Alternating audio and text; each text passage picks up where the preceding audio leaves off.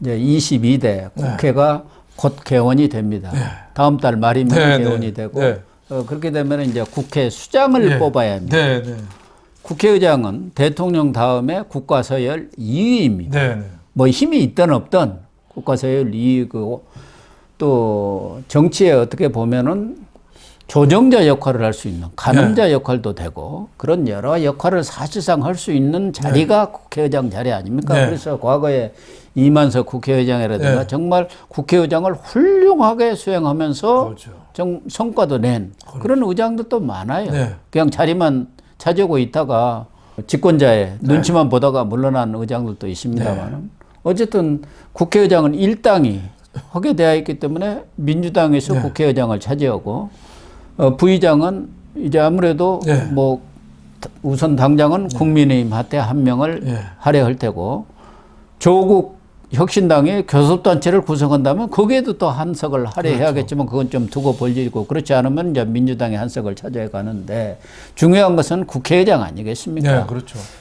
그런데 민주당에서는 여러 사람들이 나름대로 뜻을 갖고 있는 것 같아요. 조만간 이제 입장을 표명할 수밖에 없을 것 같은데 민주당의 아마 당원 당규가 국회의장이라든가 이런 것은 경선을 하도록 되어 있는데 지금 가장 입맛을 다시고 있고 김치국물을 지금 먹고 계시는 분이 추미애 당선자입니다. 추미애 그 유명한 전 법무장관. 그 외에도 뭐 정성호, 박지원, 안구백, 우원식 뭐 이런 분들이 물망에 좀 오르고 있는 것 같은데 추미애가 국회의장이 될까요? 근데 민주당 내부에서 그 불안 심리 추미애 갖고 국회가 망한다고 생각하지 않을까요? 저 법무부 장관한테 할 때 윤석열 검찰총장을 말도 안 되는 거 갖고 핍박을 해가지고 오히려 대통령을 만들었잖아요. 정권 교체의 1등 공신이 추미애거든요. 지금 국회의장을 시켜놓으면 또 무슨 엉뚱한 짓을 하겠어요. 문재인 때는 사고 안 쳤습니다. 문재인 때도 뭐 이거 뭐 드루킹 드루킹 때 사고 쳤잖아요. 그러니까 그래갖고 김경수 지사 날려보내고 그래서 사실은 이재명이가 김경수가 날아가 버린 동안 지금 저렇게 힘을 잡아. 그러면 노무현 때는 또 사고 안 쳤습니까? 그렇죠. 그것도 무슨 상임위원장 하면서 뭐 또 그것도 있고 열린우리당 안 가고 그때는 새천년 민주당이 있으면서 그래가지고 노무현 탄핵에 찬성을 했었지 않습니까? 그것 때문에 삼보 일배도 광주에 내려가서 하고 그 쇼를 벌였잖아요. 맞습니다. 사고 뭉칩니다. 사고 뭉치. 이번에 그러니까, 이용한테 혼짝이 났는데 막판에 이게 한 1%로 뒤집었어요. 그러니까 그러니까 이번에 그 가까스로 되긴 했습니다만은 이재명이가 그냥 준 거 아니겠어요?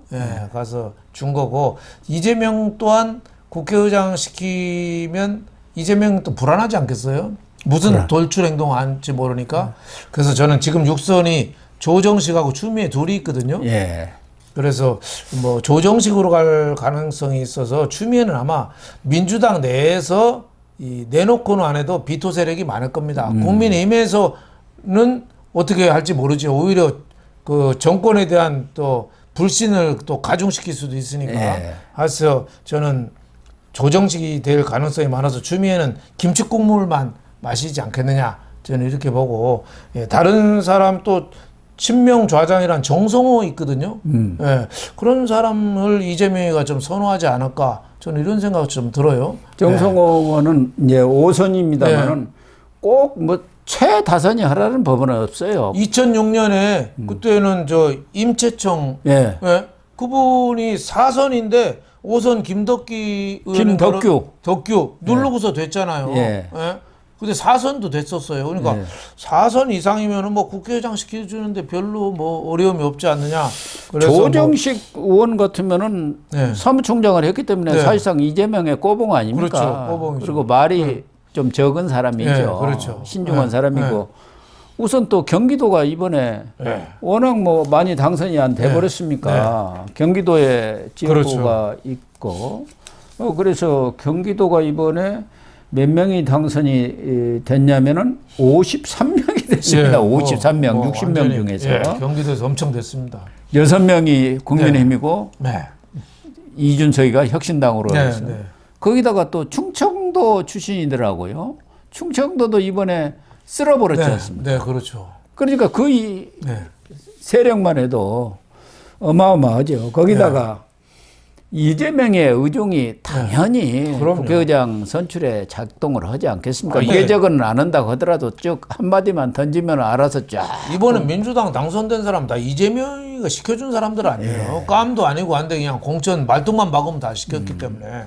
그래서 일사불란하게 이재명 시키는 대로 할 겁니다. 그런 면에서 볼 때는 저는 예측불허 돌출 행동 뭐 우왕좌왕하는 저 추미애보다는 좀 안정적인 이미지를 가진 뭐 조성식이나 뭐 정성호 조정식이 의원, 조정식이나 정성호 뭐 이런 사람이 될 가능성이 좀 높지 않느냐. 박지원 의원도 지금 국회의장을 많이 들고 계시잖아요. 그렇죠. 많이 들고 계신데 국회의장 하는 게 아주 상당히 꿈입니다. 그렇죠. 이분은 뭐 그 높은데 한번 앉아보는 게 그 꿈인데 이분도 아마 지난 국정원 때 그때 뭐 여러 가지 일로 대북 재판 받고 있잖아요.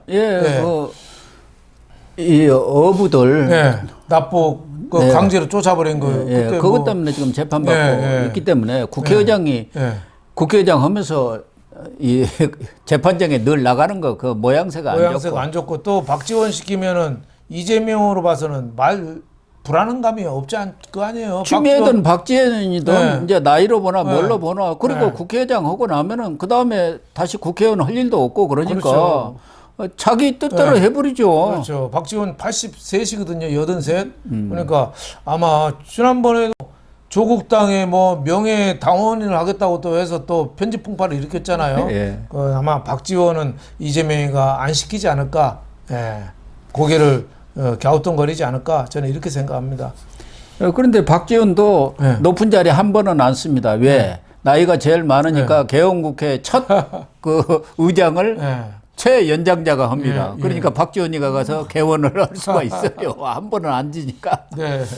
정동영이도 또 있습니다. 그렇죠. 정동영이야말로 이재명 입장에서는 자기를 키워준, 자기를 정치인으로 만들어준 사람이 정동영. 성남시장 공천을 준 사람이 바로 정동영 아닙니까?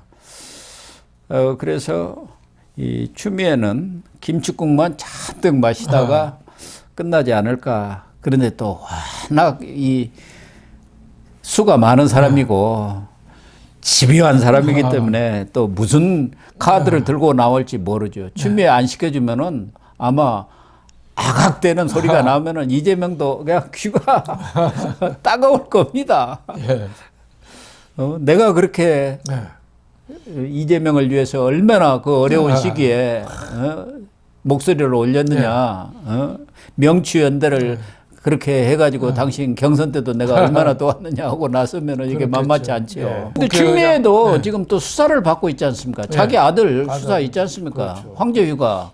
그런데 그 트리키에로 지금 나가버려갖고 들어오지도 않고 있어요. 다 지금 수사 끝나고 아들만 지금 안 되고 있거든요. 도망시킨 거죠. 도피. 뭐 가서 뭐 하는 일도 없이 뭐 스포츠 마케팅 뭐 한다는데 투르키에 가서 스포츠 마케팅 배울 일이 뭐 있겠어요? 미국이나 영국 갔어야죠. 그래서 저런 건 도피라고 보고 추미애가 아마 국회의장은 하고 싶지만은 민주당 의원들이 아마 이 표를 뽑을 때 선출을 안 할 겁니다. 그래서 거의 저는 불가능하지 않나 이렇게 봅니다.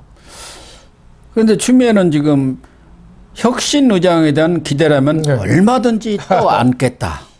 국회의장은 중립이 아니다. 벌써부터 지금 이 출사표를 던져 놓은 거예요. 그리고 의장이 어떻게 혁신의장입니까?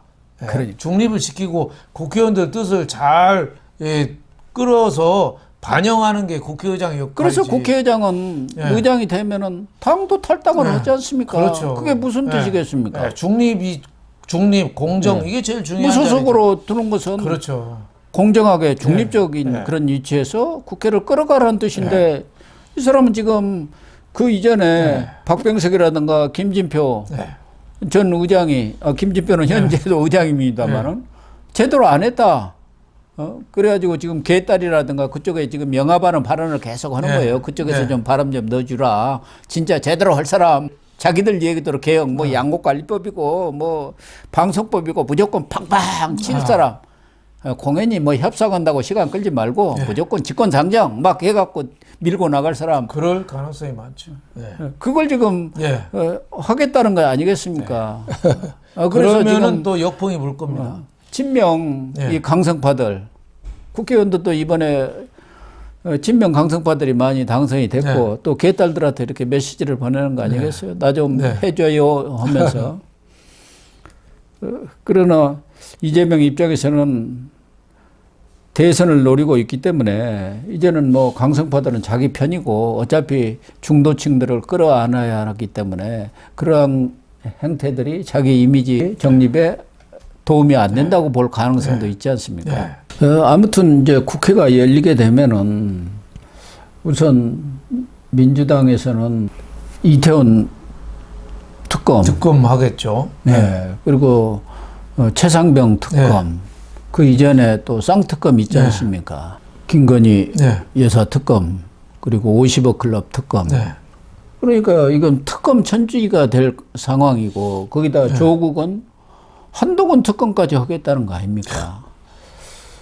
정말 이런 것들이 국회 초에 뭔가 파란을 일으킬 가능성이 있기 때문에 물론 여야 간의 정치적 어떤 협상도 중요하겠지만 국회의장이 그런 조정자 역할을 잘 해줘야 할 그런 책무가 있는 거 아닙니까? 네, 그렇습니다. 추미애 같은 분이 앉아가지고는 더군다나 윤석열 대통령하고는 완전히 지금 등이 갈려가지고 어떻게 보면 철천지 원수처럼 여기고 있는 사람 아니에요. 윤석열 저격수인데.